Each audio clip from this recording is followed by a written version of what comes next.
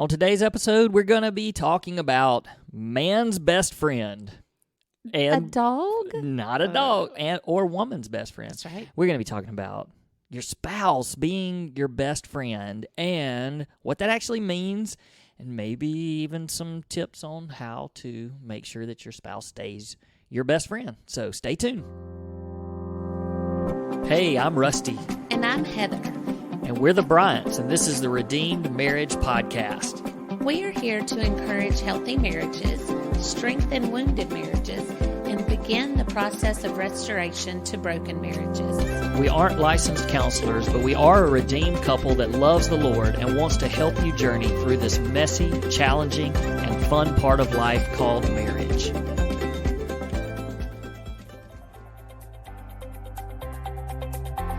Hey everybody, welcome back to another episode of the Redeemed Marriage Podcast. This is Rusty and Heather Bryant. Looking forward to being with you this week after a week off. And for those of you who follow us weekly, I don't guess we should apologize. We're just saying we missed you.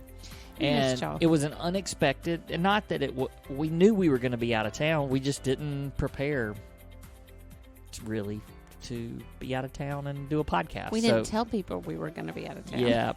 We were gone for a long... I was in a hotel room for 7 nights in a row. Yeah. So we were doing some serious traveling there for a few days. And so it caused us to miss our opportunity to do our podcast and record our podcast last week. And so when we got back, it was already midweek because you guys had fall break. And we were just like, it's not happening. So it's not happening. That's okay. We would rather be able to come and visit with all of our listeners when we actually are not rushing and pushing things. So here we are, and it's good to be back. Hey, just as a reminder, we always try to throw this out at some point during our podcast, but it would be amazing if those of you that are listening, if you have been blessed by our podcast, if you support what we're doing and what we're sharing with marriages all around the world, we would love it if you would take a moment and subscribe to our podcast so that you're going to get it every single week when it comes out. But also just take a second to give us a rating, and also a review would be huge and very helpful to us. Not because we just need a pat on the back, although we do read all of the reviews, but it really does help our podcast get in front of more people. So we would love for you to do that if you could please help us out and do that. So today we're going to talk about, it's funny that we're going to talk about man's best friend, because right now our man's best friend, our dog, who we love dearly, is a little upset with his mommy right now because she skipped out on her afternoon walk with him. Mm-hmm. And I took him for a second time today. We have a routine. I take him running in the morning. Heather takes him walking in the afternoon. And today was a really busy day. She came home and she was like, I don't have time. And I was like, well, he was ready. So I took him, and now he's mad. He's mad at me. It makes me sad. Hey, that microphone right there, you actually have to keep your mouth in front of it and talk in it. And for those of you who are keeping up, he still has the good headphones and I don't have any. Well, you have to earn that. And if you're just moving your head all around and talking way over here and dogging way over here, you don't even know how to use the equipment properly. When you get to a point where you can actually use the equipment properly, I'll buy you some headphones. How about that? Okay, I'll stay right here. All right. Man's best friend, not a dog. But not a dog. We're gonna talk. So give us a little bit of background on why we're gonna talk about this today. Yeah. Okay. So we talk often about the fact that people reach out to us through instant message or through email, through our website, and a lot of the messages we get talk a lot about how the woman is treating the husband, how the wife is treating the husband, or how the husband is treating the wife, and how ugly and mean and, just disrespectful some of the things that people say to their spouses are. And I read them and I'm just heartbroken over that.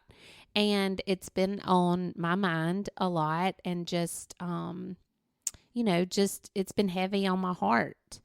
And I just started thinking how even when we went through our marriage crisis 11 years ago, and you had every reason to be able to speak ugly to me or be ugly to me or short or unkind or disrespectful. I shouldn't say you had every reason to be, but it would have been justified in the world's eyes, I think, for you to do that. You just never did. And I just was heartbroken for these people that maybe even haven't even been through a crisis of any kind, but their spouses are just so just unkind to them. And I just started thinking, what is it about that is just makes me so sad? And I think that part of it is we just get so comfortable with each other, and there's such because you're in a covenant relationship and you're like, well, we're married and they can't get out of this. It's almost like it gives you an excuse to talk disrespectfully or to talk ugly or to make fun of when it's not okay, and just be unkind to your spouse. And so I started thinking about what is it that, why do we do that? Besides the fact that I think we just get too comfortable. And I started thinking about my relationships in general. I have tons of acquaintances, as most people do. And then you have your few people, you have your family, like my mom and my dad and my sister, and, that's a different relationship. And then you have the people who you would consider just your best friend. It may be one person, maybe it's a group of 3 or 4 people that you're just best friends with. And I look at how I treat my very best friends. And so I started thinking about if one of my best friends made something. I don't know why I said hot chocolate when I was telling you this, but if they made this special hot chocolate and they said, ooh, Heather, you got to try this hot chocolate. I want you to come try it. And I went over there and it tasted like, you said dog poop to liquid me. Poop. Liquid poop. And it tasted, but we're talking about man's best friend. That's right. So we'll say dog poop.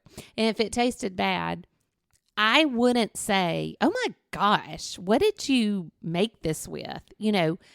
I just wouldn't. I mean, I'm trying to protect a relationship at that point and making sure I don't want to hurt their feelings or anything like that. So, of course, they're your best friends, so you can maybe joke about it and, or say, what exactly did you put in this? Or maybe we can make it better. Or maybe if we did this different, you just would approach it so much differently. But yet, when it's something our spouse has done, maybe a dinner that they tried, or, that's a trivial thing, but I'm just throwing out an example. We just tend to talk so ugly to. Well, you can apply that to anything. Yard work. You can. Anything that your spouse does, and you criticize it instead of treating them like they're your best friend. And how would you go about protecting that relationship, improving that relationship, improving them as a best friend, even if you need to speak truth to them, all of that. Right. It's all, but I think that goes away a lot of times when we're talking to our spouse. And so I've just been really conscious of that lately.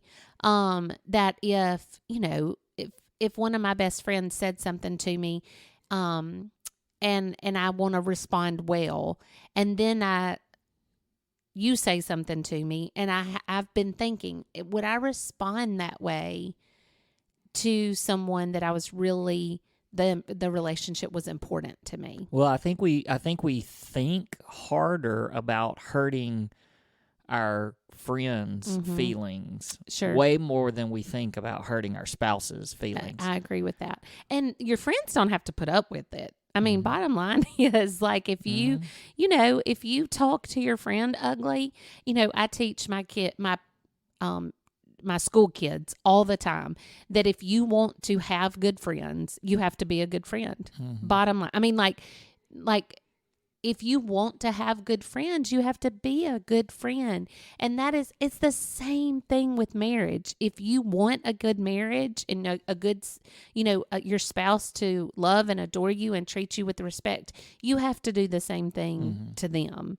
And I just think we've gotten so far away from being kind and respecting the marriage relationship, because it's like, I mean, they're here, the good, the bad, the ugly, in sickness and in health. And there's this part that I can almost hear somebody thinking, yeah, but you got to be able to be yourself around your spouse.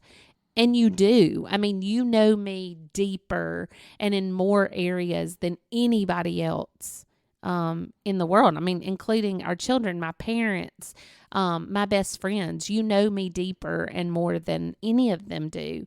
But that doesn't give me a right to treat you unkind or unjustly. Does that make sense? Mm-hmm.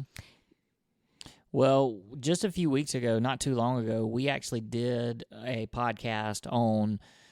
We asked the question, or the question was, well, the statement was, in order to have what you used to have, you have to do what you used to do. Right. And I think that a lot. I mean, if you talk to anybody that's about to get married, they're going to say, "I'm marrying my best friend." Mm-hmm. They just do. They just say, "I'm marrying my best friend."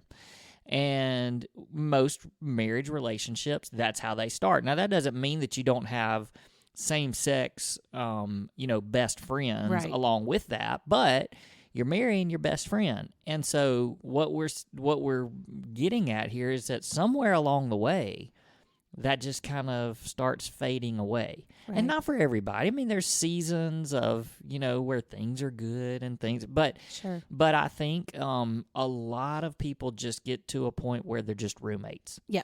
And they're roommates and they're business partners in a lot of ways. They're business partners because they're running a household. They're running a business where they have finances together, where they have children, where they're having to take from one place to the next, and it all becomes so transactional, and it's no longer what it was when you got married or before you got married, when you were just best friends. And, obviously, if you get married and you'd never had a fight before, that's pretty weird and pretty, I mean, but when you fought or had disagreements or whatever, you before you got married, it was still your best friend, and you were trying to protect that relationship because you wanted it to move forward. Right. You wanted it to become something. You didn't want to lose it. Yeah, and you wanted it to become something else. Right. But then it just gets to be a little bit comfortable, and that's. And I think it's that pressure off of, I'm not going to lose it because we're married. Mm-hmm.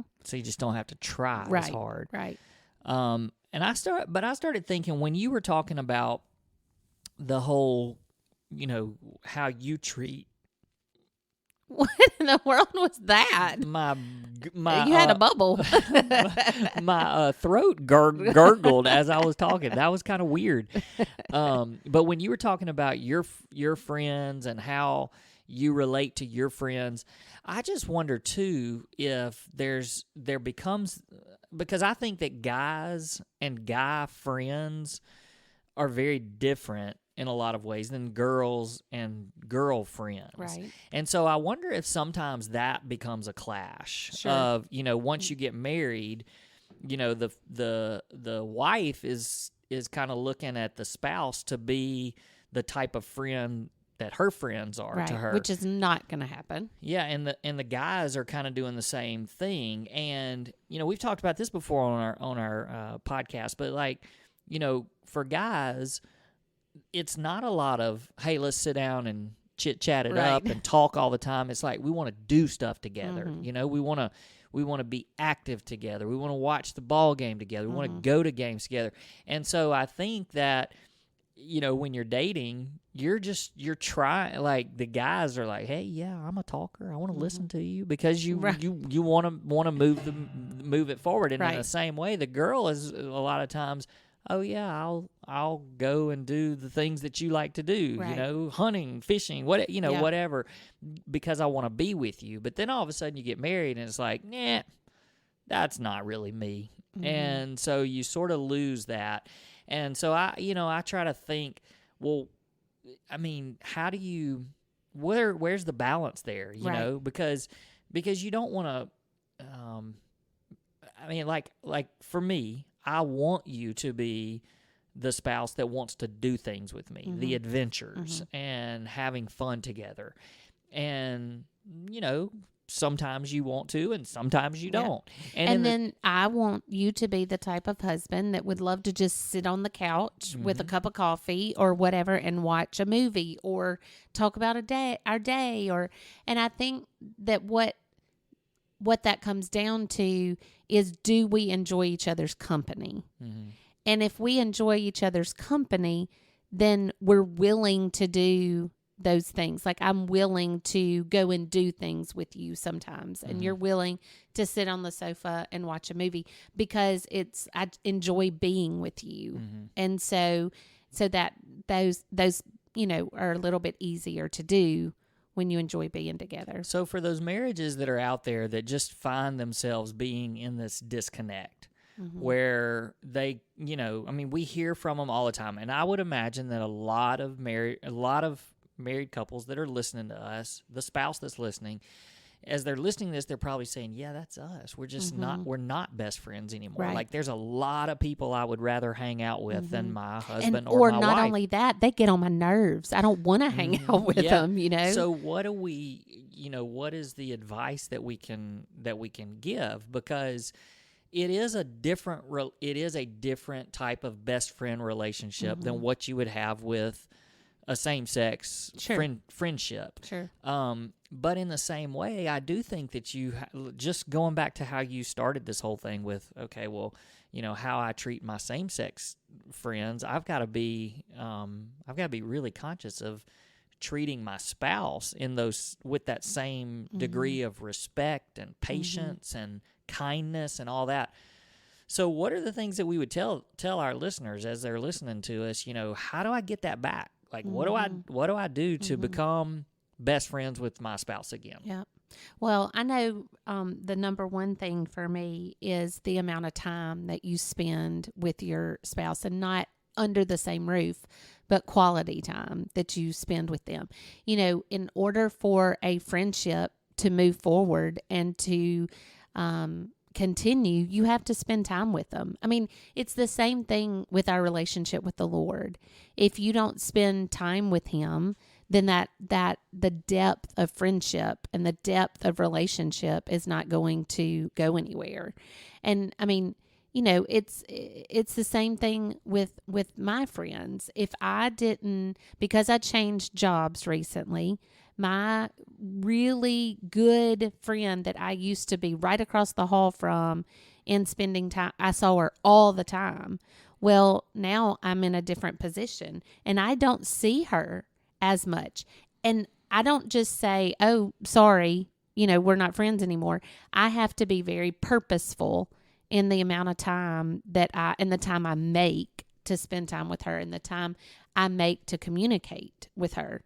And I think that 100% is applicable to marriage, because like you start going in different directions with children and, sports, you go in that way, I go in this way. And so you have to be purposeful in making time to spend together if you want your friendship to grow.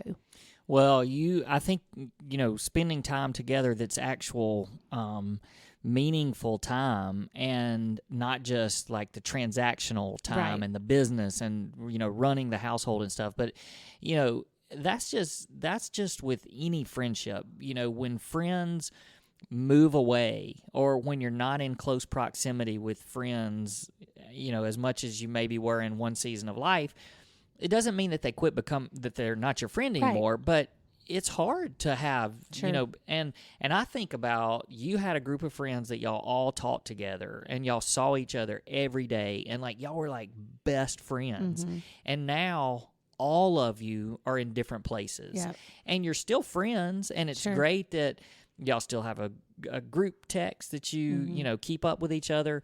But I mean, it would be really hard pressed for any of y'all at this point to say, "Oh, we're best friends." All 6 of us. Right. I mean, there's different relationships with each one of them and stuff like that. But that's because you're not spending any time with them. Right. And you can't expect to be best friends with somebody that you're never spending time with. That's right. And look, you may say, "Oh, well, my best friend lives all the way on the other side of the country." Well, yes, that's your friend, but you don't have the same relationship with them as you did when you were together all the time. Yeah.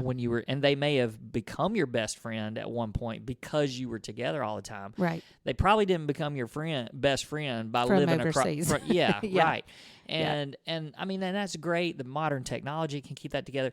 But it's not realistic to think that can happen with your spouse if you're not spending real time together. And yes, it's more than just being under the same roof. I mean, because you can easily just become a roommate. And if you're just going to, your kids' ball games together, and you're just going to, I mean, like I said, just the transactional things and the things to church on Sundays. Yeah, and you're not actually spending time hanging out together like you did when you were dating and when you were first married. Then it's really hard. And I think just along those same lines is just the communication, because you think about how you treat how your friend, not your spouse, but your friends. You're not having communication with them by saying, hey, I'm going to pick up your, maybe you are picking up their kids at some point, but it's not all like, I'm doing this, you do this. It's like, you do this for me. It's talking, like it's just. And heart stuff. Yeah, and sharing things, and oh my gosh, this funny story happened today.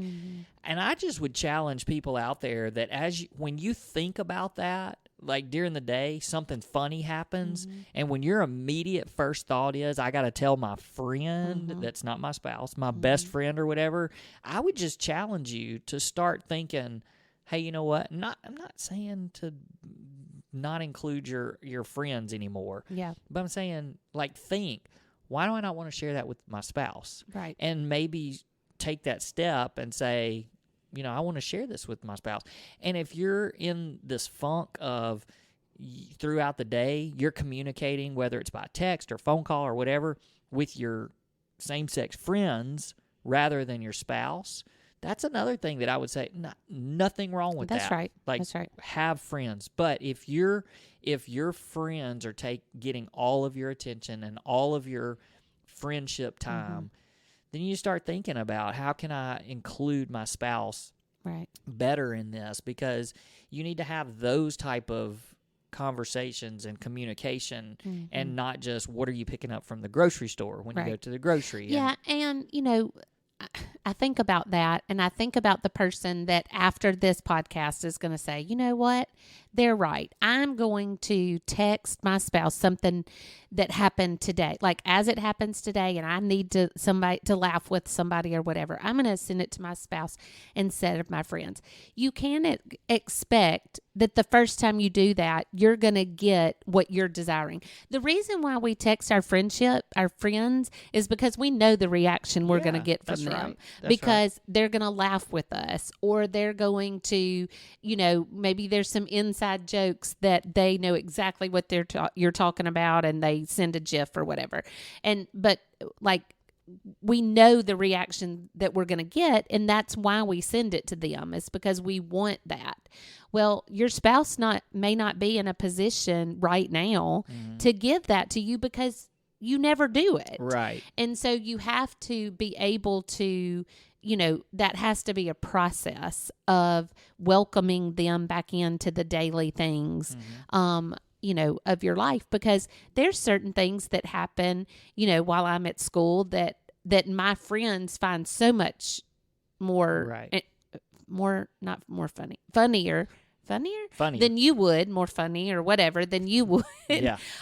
Because they're there, they know the people and so there are times where it's like, okay, Rusty would not appreciate this at all. I mean, because we're certainly not saying to do that with everything. Right. But if there's something that good happened or funny that happened or hurtful, like, you need to share those things with your spouse and not just your best friend or your best friends. And I can just hear it, somebody saying, okay, I'm gonna send it to them, and they do it and they don't get well, that's why I never text them, because they made me feel like an idiot, or they didn't appreciate it, or they didn't think it was funny at all, or It's just I think that there's this almost like an initiation period of welcoming your spouse back into your world if they're not there right now. Right. But I do think that, like, that's the challenge. That's what we would challenge our listeners for this week is see how you can welcome your spouse back into your world as much as you possibly can. I mean, even as we were talking, I was thinking about things that you do with your friends. Well, one of the things that you just think about calling up a friend and saying, hey, let's go have coffee sometime, or let's go to lunch sometime. When's the last time you did that with your spouse? That's right. I mean, go have coffee with your spouse. Right. I mean, but there's literally people listening to us that go, that's weird. I mean, because we live together. We can have coffee together anytime. Well, yeah, but that's why you're not friends right now. Right. Right. And so, I don't know. I think that when you were telling me that you wanted to talk about it and you started talking about your friends and how you relate to your friends, that's what I kind of grabbed hold of was, okay, well, we all need to look at our individual friends and think, okay, how do I treat them? Right. And why do I not treat my spouse the like same? that, if not better. And way better. Right. I mean, and right. way better. Sure. I mean, this is the love of your life, and That's this, right. and we've talked about this, how your spouse needs to be number one. If all of those other friendships were gone and faded away or moved away or whatever, your spouse is that's it. I mean, that's what's left. Bird. Yeah, they're the red bird that never leaves. So I just think it's a great challenge for all of us to begin to welcome our spouse back into all areas of, and, even back to the communication thing, your spouse may send you something or text you something that you may not care about, right. but that's part of being a friend. I mean, because I get stuff sometimes from friends of mine that I'm like, oh, good grief, or like, I don't care. But I don't say that. No. I'm like, why'd you send that to me? Right. Like, I don't care. Yeah. You just ha and oh, that's funny. Yeah. Thanks for sending that clip or whatever, right. and you engage with them, and it just keeps the friendship alive, and it just keeps you in their world. That's right. And I think that it's important to be in your spouse's world all throughout the day, and not just when you walk in under your four walls of your house. And it's just a good check of your spirit to think, the way I just said that to my spouse, or the words I just said to my spouse, would I talk to anybody else like that? Yeah. And I, from things that I've read a lot lately, I'm like, they're treating their spouse worse than they would treat anybody else in their world. And it makes me sad. It makes me hurt. And I think we need to check up on that. And again, we kind of glazed over this really fast, or went by this really fast, but we're not saying that you can't.